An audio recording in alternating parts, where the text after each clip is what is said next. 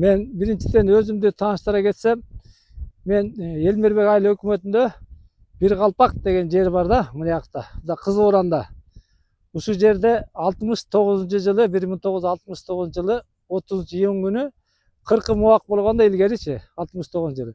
Ошондо мынау Bir Kalpak деген жерде жана жуушан кайчы менен кой кыркычкен. Ошону атам кыркымчыкен, апам толготуп калып, анан илгери ал убакта техника жок экен да, аз экен. Ана ошол себептен апам бир газик менен кетип атып, Үчтөрөгө жетпей, Үчтөрөк айыл өкмөтүнө.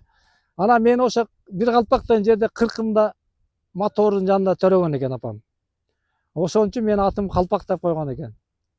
Менин фамилиям Кушубаков Калпак Саматовичмин да. Анан ошо менен бирге, ошо менен мен ал жерде төрөлүп, кайра мен больницага барбай, айылга баса берген экенмин. Ошо менен биякта чоңойгом да, больницасы жок эле. Анан эми мынакей, ошентип чоңоюп жетилип, монтип аттарды минип жүрөм. Ат деген бул адамдын канаты дейт. Ат жимген адамдын көркү экен да бир жагынанчы. Канчалык атты минип, жабдыктарыбызды жасап, илгерки ата бабадан калган жабдыкты токуну минип жүрсөк, азыркы көргөн жаштар мынакей илгерки экен деп суктанышат экен да, атка дагычы мындай жабдыктарга.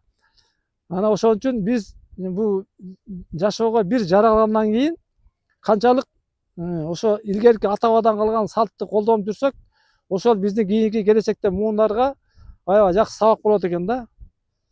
Ошон үчүн биз атты ушундай кылып имгенди мен өзү жакшы көрөм. Мынакей 3 кабат көрпөчөнү азыр эч ким салынбай калды.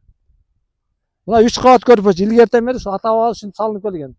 Каерге барса төшөнүп алып жаткан, жамбаштап. Ошон үчүн ата бабадан калган нерсени салтты тыштабай жүрөлү.